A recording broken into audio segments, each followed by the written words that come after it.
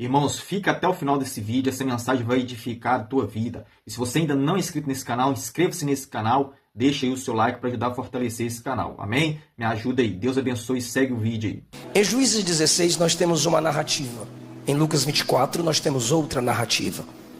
Em Juízes 16 se conta a história de um instrumento emergente. Alguém que Deus levanta para um tempo específico, com uma unção específica e passageira.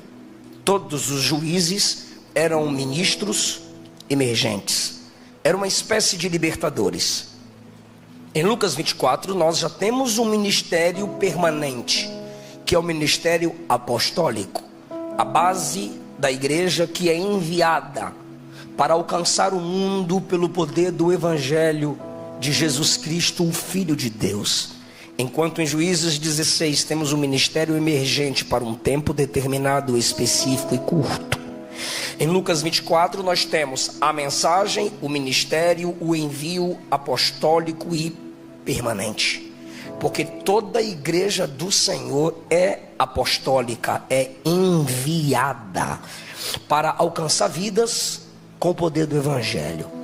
Em Juízes 16 narra-se a história de um líder chamado Sansão. Sansão desceu a uma cidade filisteia, região de Gaza, e ali conheceu, essa expressão conheceu, os irmãos sabem que é intimidade sexual, uma prostituta. Se deitou com a prostituta em uma terra inimiga. Os inimigos daquela região, sabendo que Sansão está na região, cercaram a entrada da cidade dizendo: ao amanhecer nós mataremos Sansão. Mas Sansão pecava tanto que se profissionalizou em pecar. Levantou da cama da prostituição antes mesmo que os inimigos pudessem alcançá-lo. Chegou no portão da cidade, arrancou o portão, colocou em seus ombros com tranca e tudo, e subiu uma montanha até o topo. Como quem diz, vai encarar? Esse cara acabou de sair da cama do pecado e tem uma força extraordinária. Ele era respeitado pela força, ele era temido pela força, e agora a unção da força ainda continua após o mesmo ter pecado contra o Deus que o chamou, porque está dando tudo certo.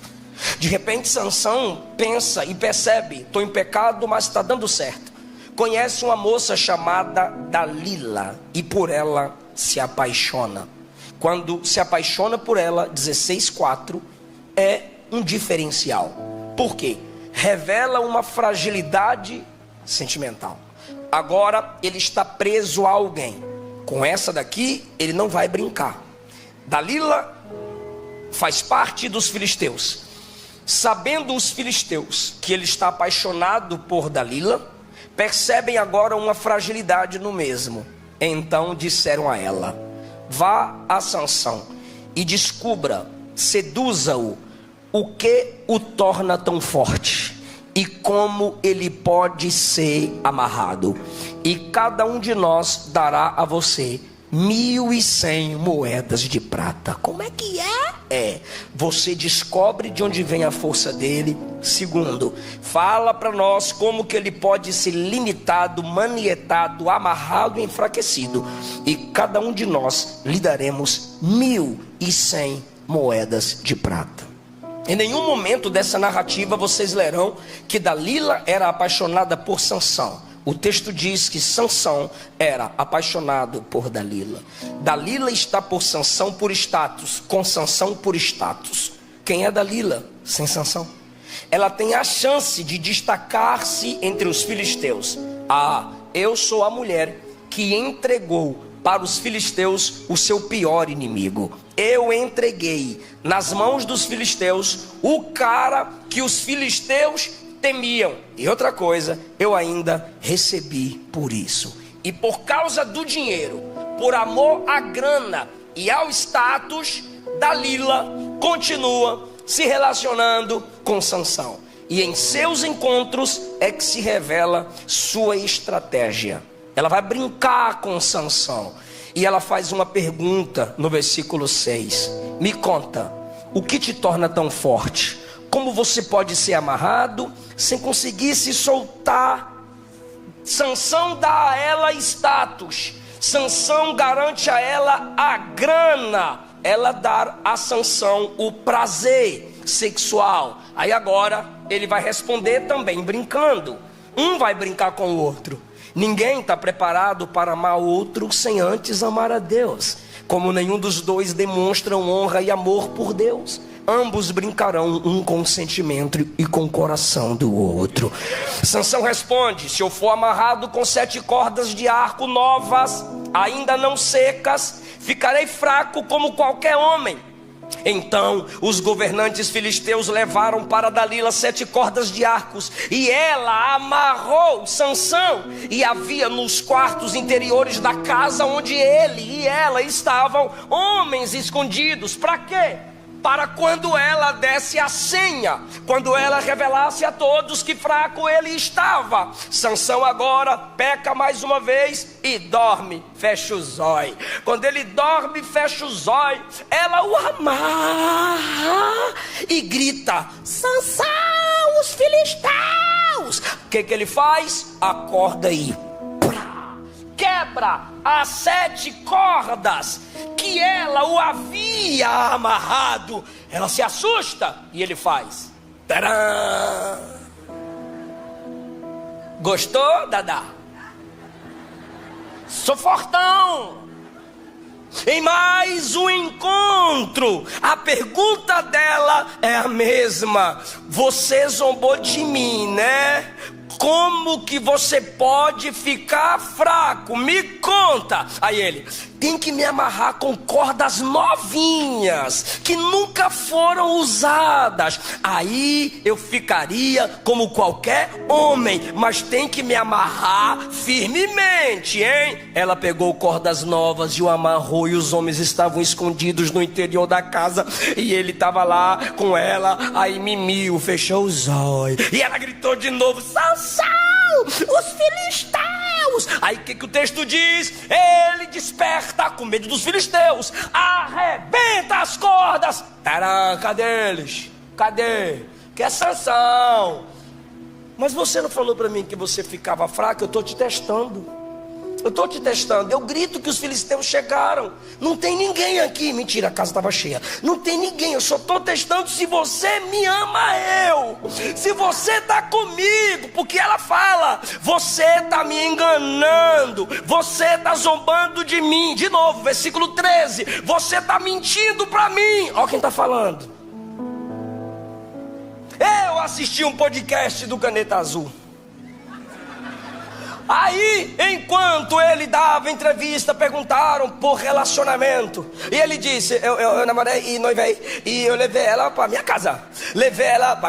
Né? Aí ela tá lá em casa. Primeiro dia perguntando pelas minhas contas. Segundo dia perguntando pelos meus cartões. Terceiro dia perguntando pelas minhas finanças. No quarto dia eu mandei ela embora. Porque eu percebi que ela estava comigo por causa da grana, por causa do dinheiro. Aí na hora eu pensei: Sansão perdeu para o Caneta Azul.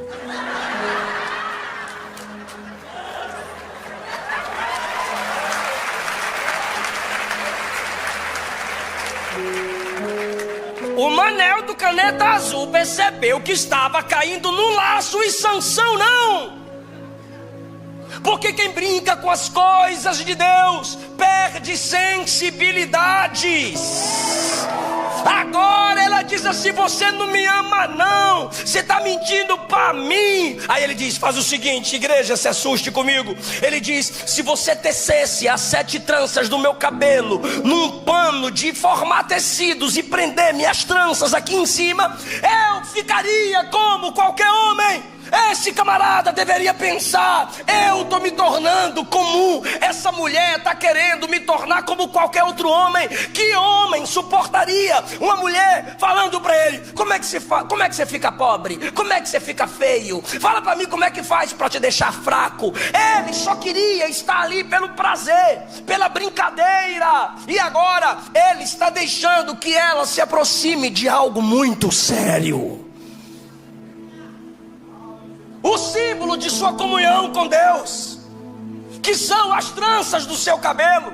Seu cabelo comprido representa sua comunhão com Deus nunca rompida. Assim como todo rei tinha uma coroa, o cabelo de Sansão era a sua coroa, era a sua glória, era o símbolo do nazireado, era um símbolo externo de uma comunhão interna. De tanto brincar, ele permite que ela toque em algo que ele nunca poderia permitir. O cerco vai se fechando, o ciclo vai ficando cada vez maior, pois ele não abre o coração para Deus. E quem não abre o coração para Deus, acabará abrindo o coração para quem nunca deveria. E agora ele diz: toca no símbolo do meu voto. E ela então vai amarrar o seu cabelo bem aqui no topo, e amarrar e gritar: Sansão, olha os filisteus. Versículo 14. E quando ela grita dizendo: vieram te atacar, lembra que ele gosta de fazer show, ele então disse: deixa comigo. E só no movimento do pescoço e da cabeça ele solta os cabelos, e não ficou fraco, mas ela tocou no símbolo da sua comunhão. Existem igrejas que estão permitindo que se toquem no símbolo da nossa fé. Se nascer um debate aí, quem pode batizar, mas mais complexo sobre quem pode batizar, pois qualquer discípulo de Jesus, debaixo de uma autoridade estabelecida, em comunhão com uma igreja local, ainda pode, mas o mais complexo é: quem pode ser batizado? O batismo não é para salvar. O batismo é uma declaração pública de que você já se arrependeu, já nasceu de novo, já foi regenerado. Batizar quem não nasceu de novo é trazer para a mesa da família cães. E Jesus diz que não pode pegar pão dos filhos e dar para cachorrinho. Batizar quem não nasceu de novo é batizar serpentes, é voltar para o batismo de João. No batismo de João não se batizava em nome do Pai, do Filho e do Espírito, mas no batismo de Jesus se batiza em nome do Pai, porque é para filho. Se batiza em nome do Filho, porque se tornou filho com Ele. E em nome do Espírito, pois foi o Espírito que gerou o novo nascimento.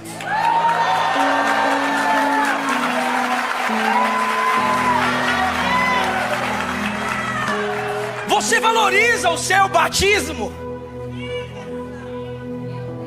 A ceia do Senhor é um ato, é um símbolo de comunhão. É para quem faz parte da família de Deus. É para quem reconhece que Ele morreu por seus pecados e ressuscitou para a sua justificação. É símbolo da nossa fé.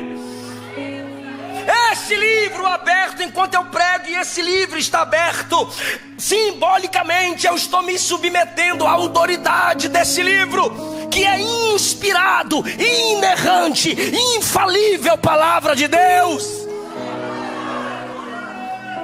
Mas eu já recebi convite para pregar em algumas igrejas, e os camaradas tiveram coragem de dizer: aqui não precisa pregar tanta Bíblia. Toca no símbolo da minha comunhão. Ela toca e ele brinca de novo. Aí ele mexe a cabeleira, pastor. Iá! Aí ela diz: você mentiu para mim. Então ela o angustiou e ele disse: vou te contar o segredo. Meu cabelo nunca foi cortado, eu sou nazireu desde o nascimento. Se rapar a minha cabeça, eu perco as forças e fico fraco como qualquer outro homem. O texto diz: ela percebeu que ele falou a verdade.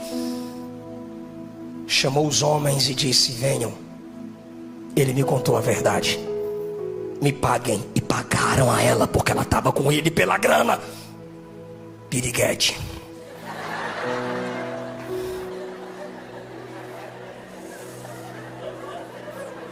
O versículo 19 diz que ela fez Sansão dormir. Ele dormia no seu colo. E ela gritou: pastor, Sansão, olha os filisteus. Ele pensou e disse: farei como das outras vezes. Aí vocês leram comigo, não sabia ele que o Senhor já havia se retirado. Aí bora para Lucas 24. Terceiro dia Jesus ressuscitou, glória a Deus. Soldados desmaiados, dia da ressurreição de Cristo. E as mulheres foram para o sepulcro, e os machos trancados em casa, e as mulheres no cemitério. Cadê Jesus? Cadê Jesus? Cadê Jesus? De repente, o anjo do Senhor aparece e diz a elas: vão, anunciem que ele está vivo. E elas agora vêm anunciando que Jesus está vivo. Quando elas chegam para anunciar que Jesus está vivo, diz o texto: os 11, pois Judas já tinha morrido, não acreditaram, pois suas palavras lhes pareciam loucura. Versículo 11. Perceba que a mensagem das mulheres estão sendo desprezadas pelos próprios apóstolos, aqueles a quem Deus havia estabelecido para levar a mensagem da salvação ao mundo. Mas por quê? Porque são mulheres que estão pregando uma falsa interpretação de Gênesis 3, porque Eva peca cronologicamente, comeu do fruto primeiro, mas é Adão quem peca teologicamente. É quando ele peca, come do fruto, que o pecado entra no mundo. Mas porque ela comeu do fruto primeiro e a ele ofereceu, se interpreta agora religiosamente que a culpa é delas, e a mulher perdeu vez e voz. E graças a Deus que em Cristo a graça se manifesta, e onde a graça se manifesta, Deus ressignifica tudo. Ele vem e nasce do ventre de uma virgem, e quando ele começa a pregar, quem sustenta seu ministério são as mulheres. E quando ele carrega a haste principal da cruz, quem caminha ao lado dele até o fim são as mulheres. E quando ele ressuscita, quem recebe a ordem dos anjos e dele para falar que ele está vivo? As mulheres.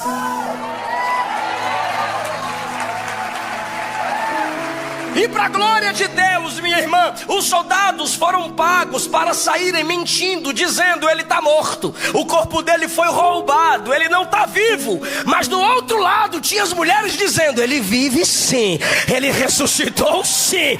E a mensagem delas permanece até hoje. Deixa eu conquistar o público feminino, né, irmão? Olha isso agora, igreja. Dalila falou a verdade ou mentia enganando Sansão? Dalila estava sendo sincera ou enganadora? Enganadora. E as mulheres aqui de Lucas 24 estavam sendo verdadeiras ou mentirosas? Verdadeiras. Meu Deus. Dalila fala a verdade. Dalila fala a verdade? Não, Dalila mente. E essas mulheres mentem de Lucas 24? Não, falam a maior verdade. Jesus está vivo. Como somos nós? Ela mente e Sansão acredita. As mulheres falam a verdade e os apóstolos não acreditam.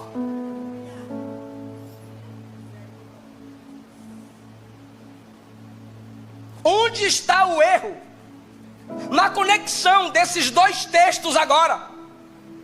Elas dizem: Jesus está vivo. Os apóstolos disseram: não cremos. De repente um olha para o outro, e esse é Clopas. O amigo de Clopas olha para ele e diz: vamos vazar. Ele diz: vamos. E ambos disseram: vamos então para a aldeia em Emaús. E se retiram da comunhão dos santos em Jerusalém, e estão indo a caminho de Emaús. De repente, como eu já disse, a graça se manifesta. Jesus apareceu no mesmo caminho e andava com eles. E enquanto Jesus anda com eles, eles estão falando. Viu lá as mulheres falando que Jesus está vivo, mas ninguém viu. Eu não acreditei. A outra disse: eu também não acreditei. O outro disse, né? Eu também não acreditei. Pois é, mulher pregando para nós, e os outros lá também não acreditaram. Não tem como. É o terceiro dia e ninguém viu esse homem. E Jesus, andando do lado deles, perguntou assim: filhos, sobre o que vocês estão conversando? Aí Clopas já dá uma Tramontina em Jesus. Tu é o único em Jerusalém que não está sabendo do que aconteceu? Então eu vou te contar. Aí ele começa a falar de Jesus para Jesus, sem saber que o viajante era... Pastor, o que esses textos têm a ver? Um no Antigo Testamento e o outro no Novo Testamento. É que aqui está escrito: os olhos deles estavam como que fechados, ao ponto de não reconhecê-lo. Sansão não percebeu quando Deus saiu. Esses dois não perceberam quando Deus chegou. Sansão não percebe quando Deus se retira. Esses discípulos não percebem quando o Deus encarnado chega. E o tema da minha mensagem nessa noite é resgatando a sensibilidade. Quantos dentre nós não percebem mais a ausência de Deus quando o Senhor se retira? Deus já não estava em Sansão, mas como que Sansão reage? Sorrindo. Deus já não age mais na vida de Sansão, e como que ele reage? Brincando. Mas Deus não está lá. Tem gente, igrejas que já perderam a presença do Senhor, estão maquiados com as experiências do passado. Lembra que ele sempre dizia: me levantarei como das outras vezes. Mas o Espírito Santo já não estava mais ali. A insensibilidade pela ausência de Deus não era por um semblante fechado, era com brincadeiras, alegrias, brincando um com o sentimento do outro. Deus já não estava mais ali. Agora, igreja, lamente comigo, se você pode, com o que Sansão brinca? Primeiro, ele diz: me amarra, e ela o amarrou. Depois ele diz de novo: me amarra, e ela o amarrou. Olha a consequência agora. Quando Sansão acorda pensando que a unção está ali, o texto diz no versículo 21, os filisteus o capturaram e o prenderam com correntes de bronze. Aquele que brincava de ser amarrado com cordas, agora é acorrentado com correntes de bronze. Sansão também brincou dizendo: mexe no meu cabelo. Agora o seu cabelo foi totalmente arrancado. E cada vez que ela gritava, Sansão estava dormindo com os olhos fechados. E agora os seus olhos que brincavam de abrir e fechar, fecha zóio e abre zóio, agora os olhos foram vazados, arrancados. Com aquilo que ele brincava, o pecado não brincou. Com aquilo que ele zombava, o diabo não brincou. E a situação piora, a igreja de Jesus. Aquele que brincava com coisa séria se tornou palhaço do inimigo. Versículo de número 24. Ao ver Sansão, o povo louvou o seu Deus, dizendo: nosso Deus nos entregou o nosso inimigo. E diziam: aquele que destruía a nossa terra e matou muitos de nós, agora está em nosso poder. 25. A esta altura já estavam bêbados e começaram a gritar: tragam Sansão para nos divertir. O herói virou um palhaço. Ele é a atração principal para que os outros zombem dele. Por que isso? Porque ele perdeu a sensibilidade. A unção não estava lá, a graça não estava lá, a presença de Deus não estava lá. E Sansão vai levando porque está dando tudo certo. E o Espírito está dizendo a alguém aqui: não é porque está dando certo que significa que você está no caminho certo. Se o Espírito se retirasse, você perceberia. Pastor, como é que eu sei que eu perdi a insensibilidade, a sensibilidade? Quando é que eu sei que eu estou insensível para com as coisas de Deus? Eu te pergunto, faz diferença para você se a mensagem for bíblica ou não? Faz diferença para você se Cristo está no sermão ou não? Faz diferença para você o caráter da sua liderança? Faz diferença para você estar numa igreja que adora em espírito e em verdade ou não? Faz diferença para você a seriedade no louvor? Ei, cantor, ei, equipe de louvor, se você canta uma canção e não acontece nada, muda a canção. Ei, pregador, se você prega uma mensagem e não flui nada, muda a mensagem. Mas se mudou a canção e não aconteceu nada, muda de vida. Se mudou a mensagem, não aconteceu nada, vai buscar de novo, resgate a sensibilidade. Você não pode adorar, ver que a igreja não adora. Você não pode pregar e perceber que a igreja nada sente e achar isso normal, porque essa palavra se garante. Quando ela é pregada, arde, porque ela é fogo. Quando ela é pregada, quebra corações, porque ela é martelo que esmiuça a pedra. Se para você é comum pecar e viver no pecado, se para você é comum entrar num culto como esse, nada sentir, nada ver, nada perceber, você está como Sansão. O Espírito se retirou, a unção já não está mais aí, e você não percebeu. Ele se retira, ele se entristece, ele se abate, e você não percebe. Isso se chama insensibilidade espiritual. E sabe o que é pior? Quando você, mãe, você que é pastor, você que é líder, chega para alguém e diz assim: olha, você não é a mesma pessoa, você não é o mesmo crente. Cadê a unção? Cadê sua sede por Deus? Cadê aquele desejo missionário que você tinha? O crente responde a mesma coisa de Malaquias 1:6: eu tenho te desprezado, Deus. Eu insensível, porque o que importa é se eu estar num culto como esse, a câmerazinha vem no meu rosto, eu levanto a mãozinha, fecho os olhinhos, oh glória. Foi um momento de aparência, mas não tem a essência da presença aí. E Jesus está dizendo: eis que estou à porta e bato. Eu vou repetir: eis que estou à porta e bato. Esse versículo não é para ímpio, é para a igreja. Aí ele diz: se alguém, me ajude, diga se alguém. Ele não disse se todos, ele disse se alguém, porque a maioria está insensível. Mas se um tiver sensibilidade, se alguém ouvir a minha voz e abrir a porta, se alguém tiver sede, dizer: vem Deus, muda a atmosfera, Deus, não nos deixa, Deus.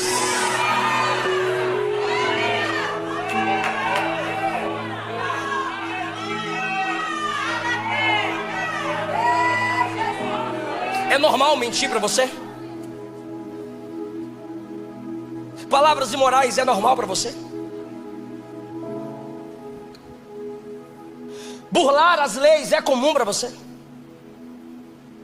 Pregar sem ler Bíblia, sem orar, ministrar o louvor sem orar, sem buscá-lo, é normal para você? O Espírito já saiu. Por quê, pastor? Porque é normal. Tudo é normal para quem é normal, para quem já perdeu o sobrenatural. Ah, pastor, nada a ver. Não é assim, irmão. Quem já pisou no Santo dos Santos, quem já experimentou a intimidade do Santo dos Santos em outro lugar, não sabe viver.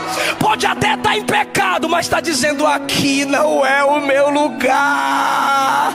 Pode até estar caído, mas grita como Davi: não retira de mim o teu espírito, me arranca daqui. Levanta alguém para me ajudar, eu quero Deus.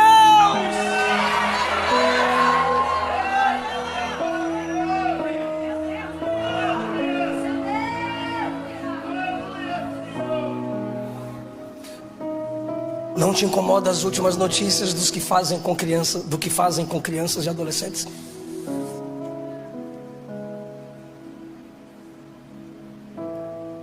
Não te incomoda saber que existem nações que ainda não conhecem o Evangelho? Não te incomoda saber que para cada um crente aqui agora tem 2 desviados lá fora? Insensibilidade. Quando Deus sai, você não tem vontade de orar, você não tem vontade de ler Bíblia, você não tem vontade de adorar. Deus saiu. É a presença dele que te atrai para ele. Se você não se sente atraído, ele já não está aí. E para você, comum, isso é insensibilidade. Só que a gente vai para Lucas 24. Juízes 16 é Deus saindo, e Sansão não percebe. Mas quando você chega em Lucas 24, Jesus é Deus, sim ou não? Sim. Quando você chega em Lucas 24, não é Deus saindo, é Deus. E eles não perceberam. É aqui que é pior. Porque alguns dentre nós não sentem Deus saindo. O juízo já está em sua ausência. Mas quando ele chega, ele está dando uma chance, ele está dando uma oportunidade. Ele está vindo em graça. E esses dois discutindo sobre morte e mensagem de ressurreição sem crer. Jesus no meio dos dois, andando com os dois, conversando com os dois, e nenhum percebeu. Aí eu olho para alguns cultos de algumas igrejas que eu prego, quando os crentes não percebem quando Deus chega. Quem está aqui vê muita coisa, irmão. A liderança conhece o estilo do culto de sua igreja. Eu estava olhando a pastora Natália adorar. Aí eu falei para o João, eu me sinto frio perto dela. Porque quem tem sensibilidade sente quando o papai chega. Mas você sabe por que eu estou pregando essa palavra aqui? Porque tem crente aqui que perdeu a sensibilidade. Mas se Deus me deu essa palavra aqui, é porque hoje é o dia que Ele vai resgatar essa sensibilidade. Uma das provas de nossa insensibilidade é quando você não consegue dizer amém. Eu ouvi o pastor dando testemunhos de obras sociais abençoadoras aqui. Poucos disseram amém, glória ou aleluia. Eu percebi. E a empolgação dele em falar e insistir que o vídeo aparecesse. Por que nós não entendemos que isto significa Deus em nosso meio?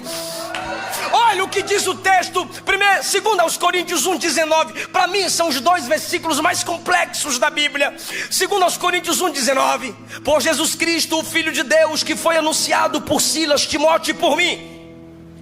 Não é o sim e não ao mesmo tempo. Pelo contrário, ele é só o sim de Deus. Aí agora o versículo 20 diz: Ele é o sim de todas as promessas. Essa versão está muito atualizada, vou falar conforme a que eu memorizei. Porque todas quantas são as promessas de Deus, tem nele o sim, e por nós o amém. Mas tem gente que numa palavra de bênção e profética não consegue dizer.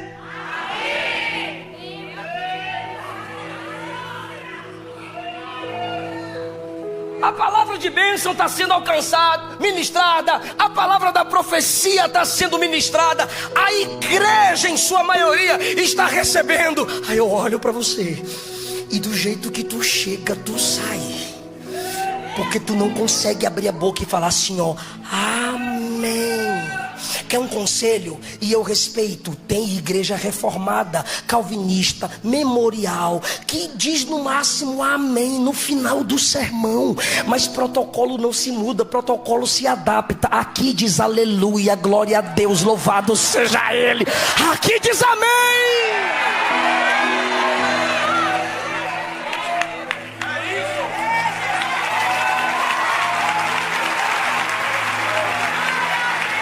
Protocolo do ambiente, então pelo amor de Deus, adapte-se. Mas se você não consegue dizer um amém, quando ele chega, igrejas que não incentivam a busca dos dons espirituais. Quando o pastor Felipe me falou sobre esse evento, ele disse: olha, esse novo evento que você virá é um evento de busca de poder. É um evento onde a gente busca a autoridade do Espírito, os dons espirituais, profecia, revelação, visões e línguas. Por que ele disse isso? 1 Coríntios 12:7. A cada um é concedida a manifestação do Espírito, conforme Ele quer. Então, pelo amor de Deus, abra a boca e diga manifestação.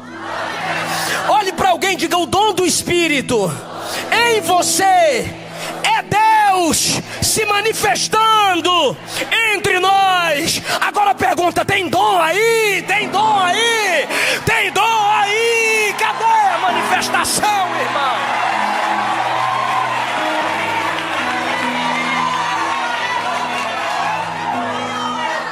Aleluia! Se alguém me perguntar: pastor, Deus estava lá onde você pregou? Estava, porque tinha um dom do serviço, a banda serviu louvando, o cantor serviu adorando, tinha o dom de línguas, a pastora estava adorando em línguas, tinha o dom da palavra, o pregador ministrou. Ali tem o dom do governo, tem o dom da misericórdia nas obras sociais.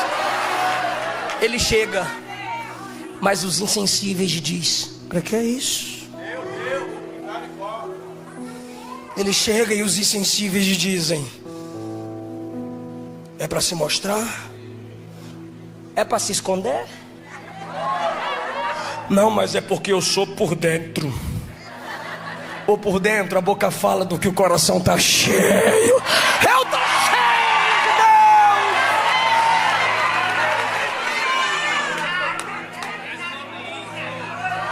Deus. Não, pastor, eu não consigo pular e gritar. Você pelo menos chora. Você pelo menos faz assim, ó. Nem isso tu consegue. Hoje não é noite que Deus vai enfeitar defunto. Não, Ele não enfeita defunto. Ou Ele sepulta ou Ele ressuscita. Ele vai te ressuscitar, irmão.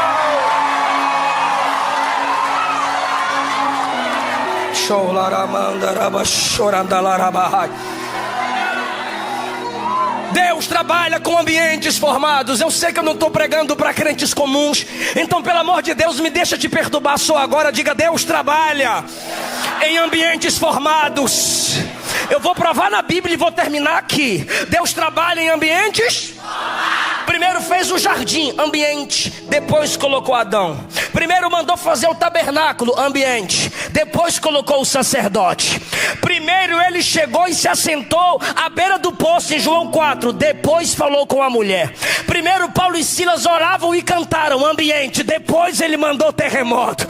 Para que serve o louvor na igreja? Preparar o ambiente. Deus habita no meio dos... Então quando você está na igreja, a igreja está cantando. Pelo amor de Deus, canta. Pelo amor de Deus, canta. Olha para a letra e canta. Porque se a igreja está cantando, é porque Ele já chegou. A presença dEle em casa. Pastor, é que eu não sei a música, mas a letra está aqui. Eu vou gritar. A letra está aqui nesse telão. Olha o tamanho disso. E tu não canta, insensível.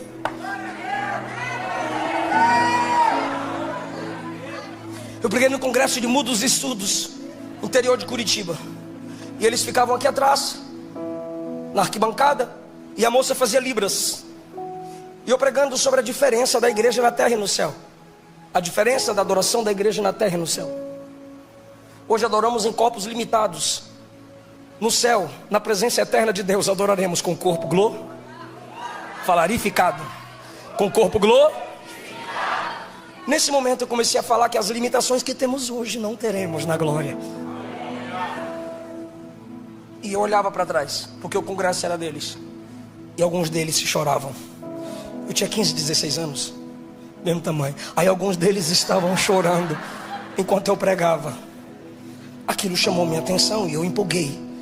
Porque eu pensei comigo mesmo: para que alguém chore numa pregação, essa pessoa precisa pelo menos ouvir o tom e o som da minha voz. O som da voz robotizada não tem emoção, mas o som da voz e o tom da voz gera reação em quem escuta. Eles estão chorando. Aí eu pensei comigo mesmo: será que Jesus fez um milagre coletivo? Aí eu fui empolgado para a moça da Libras e perguntei: você viu eles chorando? Ela disse: vi. Nunca aconteceu. Eu falei: tô crente, deixa eu falar. Mas o que eles falam? Porque eu estava pregando e vendo eles chorarem, eu fiquei empolgado. Aí ela: eu também achei curioso e fui perguntar por que eles estavam chorando. E quando eu perguntei, eles me responderam que enquanto o Senhor falava sobre o modo que adoraremos na eternidade, eles me disseram que nunca tiveram tanto desejo de poder falar, só para gritar logo que Jesus é maravilhoso. Você tem voz, você tem mãos, você tem saúde. Mês passado preguei numa igreja em Goiânia. Cheguei e fiquei lá atrás esperando que me buscassem, pois se não me levam à tribuna eu não vou. Lá atrás eu fiquei em frente a um corredor e tinha uma cadeira de roda e tinha um senhor na cadeira de roda. Eu olhei para o lado direito, tinha uns jovens assim com o celular. Aí me viram e disseram: "Ah, pastor Eliseu." Aí pegaram o celular e começaram a fazer selfie. Eu já fechei a cara, porque eu só atendo depois do culto. Na hora do culto o centro é ele. Aí eu fiquei sério e olhei o senhor numa cadeira de roda. E eu pensei comigo mesmo, eu disse: ele está muito longe, ele tinha que estar mais perto, lá na tribuna. Aí de repente, enquanto eu olho para ele, a equipe de louvor está cantando, a letra no telão, e os jovens à minha direita conversando, fazendo selfie. Aí eu olhei para ele assim, pastor, na minha direção, de costas. Ele fez assim. Aí eu falei: meu Deus, acho que ele está precisando de ajuda. Aí eu fui já com a mão estendida tentar levantar a cabecinha dele, pois eu vi meu pai numa cadeira de roda. Quando eu cheguei perto, ele fez assim. Falei: oxi. Aí vim para cá para tentar ajudá-lo, ele voltou. Falei: ó. Ele voltou. Aí eu olhei mais à frente e haviam pessoas na frente dele. E quando as pessoas se moviam para cá, ele botava a cabeça para cá. E quando as pessoas se moviam para cá, ele trazia a cabeça para cá para olhar para a letra. Ler a letra que a equipe de louvor cantava. E de pertinho eu ouvia ele balbuciar a letra sem saber a melodia. E a canção era: Deus já tem um caminho aberto pelas águas. E ele faz romper. Ele lia a letra, canta que eu canto, que eu repito, eu não sei, sou igual a ele. Canta. Aí ele falava: haverá nuvens que trazem chuvas de bênçãos. Ouça a voz. Numa cadeira de roda, ele lendo a letra da canção, se esforçando para cantar, porque ele percebeu que Jesus chegou. Enquanto tem gente que olha para uma mensagem dessa e diz: acaba, pelo amor de Deus, tem crente dizendo: fica, Jesus, mais um pouquinho, não me larga, não me deixa, Jesus.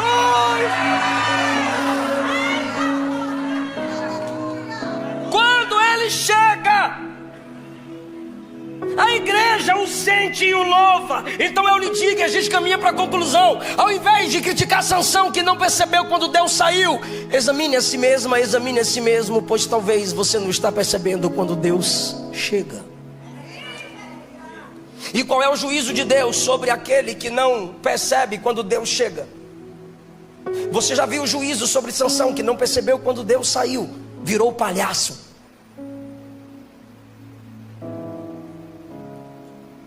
O ministério foi encurtado. Pastor, e o que acontece quando a gente não percebe quando Deus chega? Lucas 19:44, olha o que Jesus disse: você e seus filhos cairão, Jerusalém. Não vai ficar pedra sobre pedra, porque você não percebeu o tempo da sua visitação. Eu te visitei, eu estive entre vós, eu trouxe minha presença, e vocês não perceberam. Não podemos deixar passar. O avivamento veio da Europa, passou pelos Estados Unidos, chegou e permanece no Brasil. Está soprando pelo interior da China, na Ásia, África, mas ainda está no Brasil. E nós não vamos deixar essa onda se quebrar. A gente vai mergulhar nela. Está preparado para dar glória a Deus lindo? Deus olhou da eternidade e disse: eu vou dar um jeito para acabar com essa insensibilidade de quando eu chego e ninguém percebe. Só tem um jeito para acabar com esse negócio de eu chegar e ninguém perceber. Pergunta qual? Atos 2. Cumprindo-se o dia de Pentecostes, estavam todos reunidos no mesmo lugar. De repente veio do céu um som, como de um vento veemente e impetuoso. Como que não percebe um som de um vento veemente e impetuoso, que encheu toda a casa em que estavam assentados?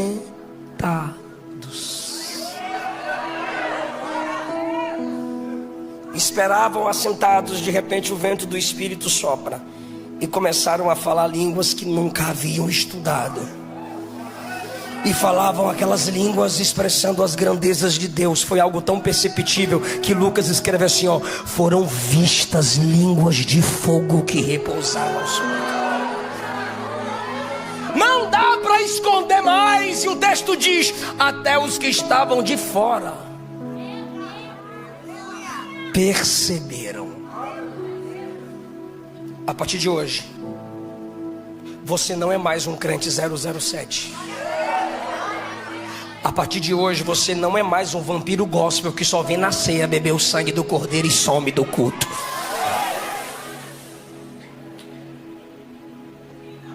Chega dessa insensibilidade. A partir de hoje você não é um crente que senta e diz: canta cantor, prega pregador, que daqui a pouco para casa eu vou. Não. Qual é o dom espiritual que você está buscando? Eu vou ler e algo vai arder no seu coração. O volume do seu vazio determina o quanto você pode ser cheio. Qual é o volume do seu vazio? Enquanto eu leio agora o que te impacta. 1 Coríntios 12:4. Existem tipos diferentes de dons espirituais. O Espírito Santo é a fonte de todos eles. Existem diferentes tipos de serviços, mas o Deus a quem servimos é o mesmo. Deus trabalha de maneiras diferentes, mas é o mesmo Deus que opera tudo em todos nós. A cada um de nós aqui, eu acrescento, é concedida a manifestação para o benefício de todos. A um, o Espírito Santo dá a capacidade de oferecer conselhos sábios. A outro, o Espírito dá a mensagem de conhecimento especial. A outro, o Espírito dá grande fé. A outro, o Espírito dá o dom de cura. A um, ele dá o dom de realizar milagres. A outro, ele dá o dom de profetizar. A outro, ele dá o discernimento de espíritos. A outro, ele dá a capacidade de falar em diferentes línguas. A outro, ele dá a capacidade de interpretar as línguas. Mas é o mesmo Espírito que concede diferentes dons a cada um. Abra a sua boca, pode glorificar. O básico ainda funciona. Em nome de Jesus, Ele queima essa carnalidade. Em nome de Jesus, Ele queima esse desânimo. Em nome de Jesus, Ele queima essa imoralidade. Você é profeta, você é profetiza, você é alguém que vai curar no nome de Jesus. Você vai operar maravilhas no nome de Jesus. Você não é a sua queda, você não é o seu pecado. A glória da última casa será maior do que a primeira.